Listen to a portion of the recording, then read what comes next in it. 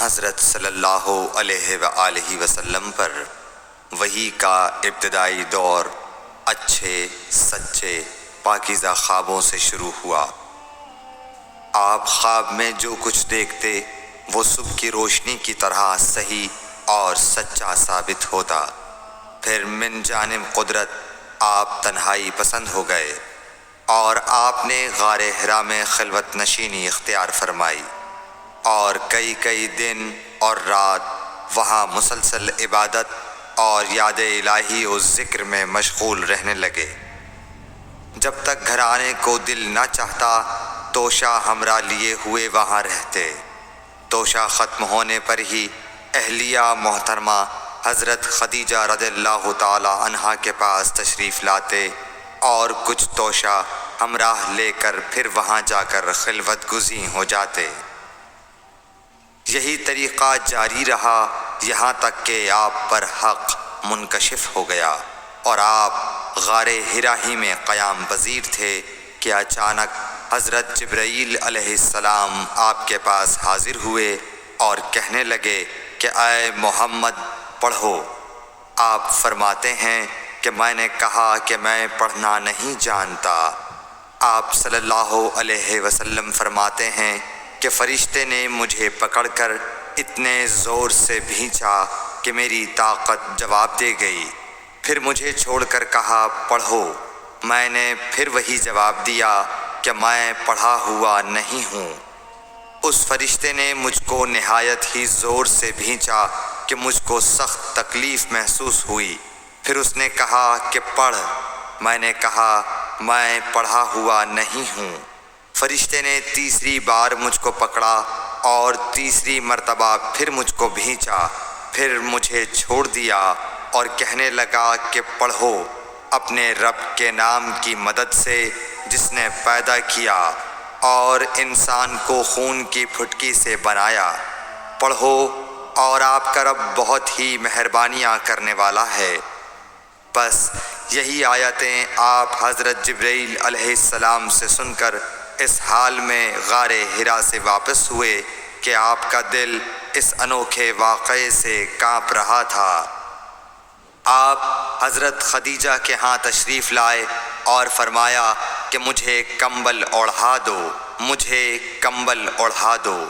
لوگوں نے آپ کو کمبل اوڑھا دیا۔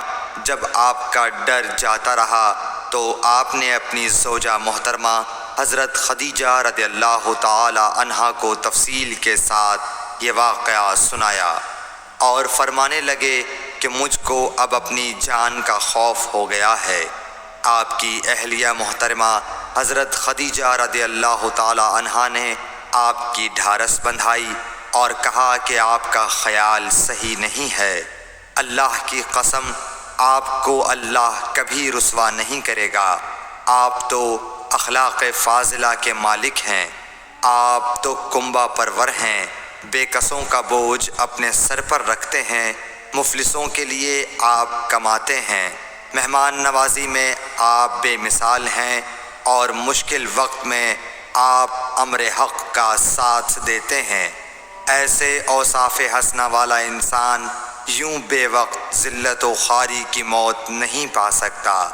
پھر مزید تسلی کے لیے حضرت خدیجہ رضی اللہ تعالی عنہا آپ کو ورقہ بن نوفل کے پاس لے گئیں جو ان کے چچا زاد بھائی تھے اور زمانہ جاہلیت میں نصرانی مذہب اختیار کر چکے تھے اور عبرانی زبان کے کاتب تھے۔ چنانچہ انجیل کو بھی حسب منشائے خداوندی عبرانی زبان میں لکھا کرتے تھے۔ انجیل سریانی زبان میں نازل ہوئی تھی، پھر اس کا ترجمہ عبرانی زبان میں ہوا۔ ورقہ اسی کو لکھتے تھے۔ وہ بہت بوڑھے ہو گئے تھے، یہاں تک کہ ان کی بینائی بھی رخصت ہو چکی تھی۔ حضرت خدیجہ رضی اللہ تعالی عنہا نے ان کے سامنے آپ کے حالات بیان کیے اور کہا کہ اے چچا زاد بھائی، اپنے بھتیجے محمد صلی اللہ علیہ وسلم کی زبانی ذرا ان کی کیفیت سن لیجئے۔ وہ بولے کہ بھتیجے آپ نے جو کچھ دیکھا ہے اس کی تفصیل سناؤ۔ چنانچہ آپ صلی اللہ علیہ وآلہ وسلم نے از اول تا آخر پورا واقعہ سنایا، جسے سن کر ورقہ بے اختیار ہو کر بول اٹھے کہ یہ تو وہی ناموس معزز رازدان فرشتہ ہے جسے اللہ نے حضرت موسیٰ علیہ السلام پر وحی دے کر بھیجا تھا۔ کاش میں آپ کے اس عہد نبوت کے شروع ہونے پر جواں عمر ہوتا، کاش میں اس وقت تک زندہ رہتا جب کہ آپ کی قوم آپ کو اس شہر سے نکال دے گی۔ رسول کریم صلی اللہ علیہ وآلہ وسلم نے یہ سن کر تعجب سے پوچھا کہ کیا وہ لوگ مجھ کو نکال دیں گے، حالانکہ میں تو ان میں صادق و امین و مقبول ہوں؟ ورقہ بولا، ہاں یہ سب کچھ سچ ہے، مگر جو شخص بھی آپ کی طرح امر حق لے کر آیا لوگ اس کے دشمن ہی ہو گئے ہیں۔ اگر مجھے آپ کی نبوت کا وہ زمانہ مل جائے تو میں آپ کی پوری مدد کروں گا، مگر ورقہ کچھ دنوں کے بعد انتقال کر گئے، پھر کچھ عرصے تک وحی کی آمد موقوف رہی۔ صحیح بخاری حدیث نمبر 3۔